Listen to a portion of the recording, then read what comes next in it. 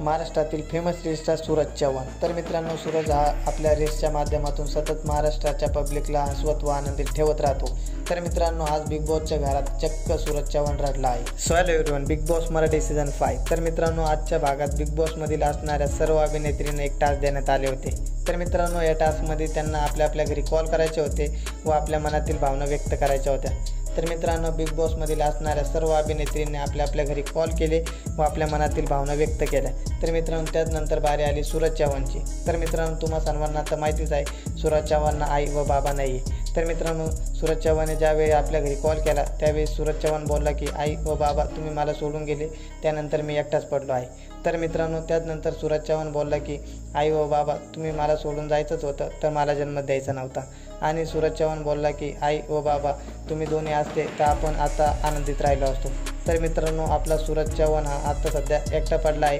तर मित्रांनो, आपल्या सूरज भाऊला मोठ्या प्रमाणात सपोर्ट करा आणि मित्रांनो, तुम्ही सूरज चव्हाणला सपोर्ट करत असाल तर तुम्ही सूरज चव्हाणला काय सपोर्ट करता हे कमेंटमध्ये नक्की सांगा।